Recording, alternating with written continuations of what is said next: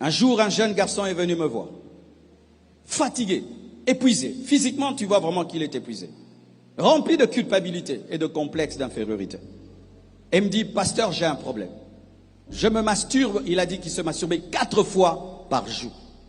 Et lorsque je le fais, il a dit qu'il pense à ses fils, cousines. Il dit, même si je ne le veux pas, je vais toujours 4 fois dans la douche pour me masturber. Je suis fatigué. Rien ne marche dans ma vie.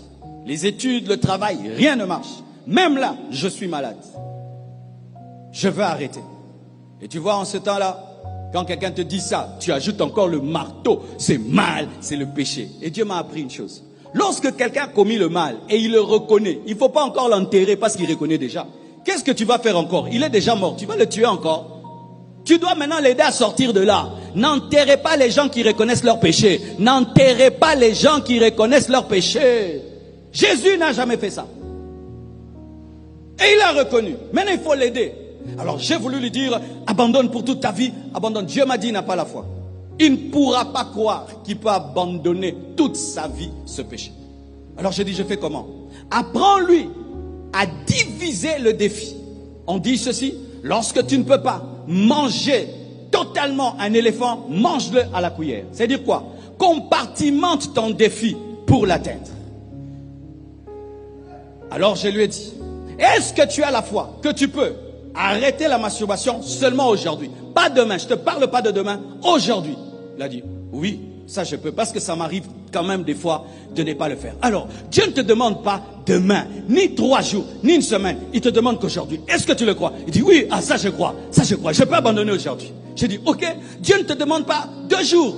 Il te demande qu'aujourd'hui. Lorsque tu arrives demain, dis aujourd'hui. Lorsque tu arrives après-demain, dis aujourd'hui. Ça va faire 3 jours, ça va faire 1 semaine, ça va faire 1 mois, ça va faire 1 année. En soi, Dieu ne te demande pas une sanctification d'1 mois, il te demande la sanctification d'1 jour. Aujourd'hui.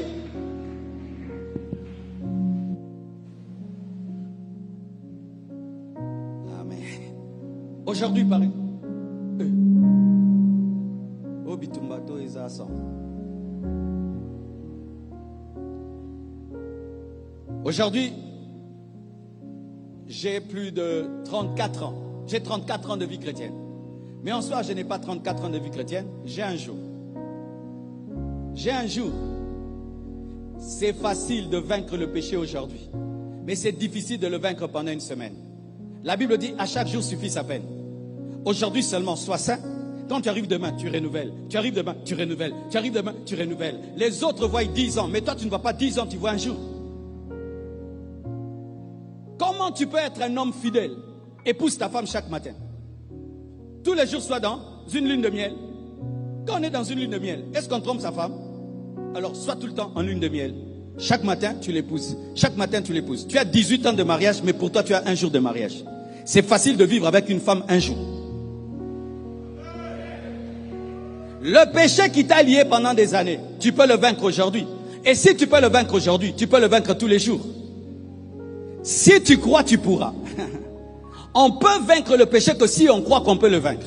Si dans ta tête tu dis que tu ne peux pas le vaincre, tu ne le vaincras pas. David n'a pas vaincu Goliath en affrontant Goliath. Il a vaincu Goliath avant de l'affronter, c'est pourquoi il a gagné. Donne-moi la main. Par exemple, je déclare que quelle que soit la somme d'argent qu'on peut me donner dans la vie, je ne peux pas toucher à la magie. Mais on ne m'a jamais proposé $1 milliard ni 1 million pour toucher à la magie. Mais les jours que ça arrivera, comme je le crois, comme je l'ai dit, je ne le ferai pas. Pourquoi? Le téléchargement a déjà eu lieu. Télécharge l'antivirus et quand le virus viendra, tu vaincras. Ayez la foi, tu ne tomberas jamais. Dis, je ne tomberai jamais. Si tu crois que tu tomberas, tu tomberas. Pour ne pas tomber, il faut croire que tu ne peux pas tomber. C'est pourquoi tu ne vas pas tomber, parce que ta foi va te donner les œuvres de la foi. Oh! Tout péché que tu commets est une préméditation. Je répète, tout péché que tu commets est une préméditation. Lorsqu'il y a des gens ici qui ont pris des décisions, ils se disent, dans ma vie, je ne toucherai jamais à la sorcellerie, ni au fétiche, ils ne toucheront jamais. On ne l'a pas tenté, mais il y a décision. Lorsque la tentation trouve la décision, ça fait que la décision t'aide à accomplir ce que tu avais déjà prévu. Un jour, on m'invite quelque part. J'arrive à cet endroit. Pas, la dame, elle jette le pagne. Mamoro, Nokika, Bima, maman. Qu'est-ce qui m'a fait quitter l'endroit? Dans ma tête, j'avais dit, je ne peux pas toucher à la femme d'autrui et je ne peux pas toucher à cette femme et je ne l'ai pas touchée parce que j'avais dit que je ne la toucherai pas. Ce que tu te dis, c'est ce que tu feras. Ce que tu te dis, c'est ce que tu feras. Ce que tu crois, c'est ce que tu es. Mais si dans ta tête, cette tentation, je peux résister, mais oh, Nzambe, poussangom sika. Quand déjà tu reconnais que tu es faible, tu es déjà faible. Face à la tentation, Zalara Munoko, avant la tentation, parle et ta parole t'aidera le jour de la tentation. Je n'abandonnerai jamais Jésus. Je n'abandonnerai jamais Jésus. Je veux vieillir avec l'onction. Je veux vieillir avec ma femme. Je veux vieillir avec ma femme. Je veux vieillir avec ma femme. Lorsque tu le dis, tu le deviens. Parce que la parole crée. Nous utilisons beaucoup la parole pour les guérisons et les miracles. Ils utilisent aussi la parole pour la sainteté. Et la parole que tu déclares va créer la lumière. Si tu dis, j'arrête ce péché aujourd'hui, et aujourd'hui, je ne tomberai pas, tu ne tomberas pas. Beaucoup de gens qui se sont promis fidélité ici. Qu'est-ce qui les aide? Les paroles qu'ils ont prononcées. Je promets de te chérir. Je te promets d'être fidèle. Je te promets. Le jour où le diable vient, il se souvient des paroles qu'il a déclarées. Et ces paroles l'aident. Il a parlé parce qu'il a cru. Et comme il a cru, il a reçu la force. Arrête de déclarer dans ton cœur la chute. Ça, ce sont leurs tentations. Et moi, vraiment, si ça m'arrive, que Jésus me pardonne. Il te pardonnera. Mais tu auras la conséquence de ton péché. Frère, si tu vas voler, et puis on te poursuit, et puis on repasse ton dos, tu auras un triangle.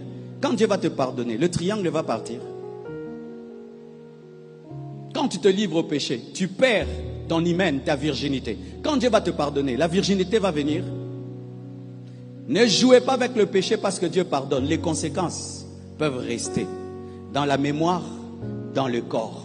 Dans la mémoire, dans le corps. Tu fais le mal et puis on te met en prison. Tu sors après 10 ans. Dieu t'a pardonné, mais tu as perdu 10 ans de ta vie. Alors arrête de jouer avec le péché parce que Dieu pardonne. Parce que le péché ouvre la porte à Satan.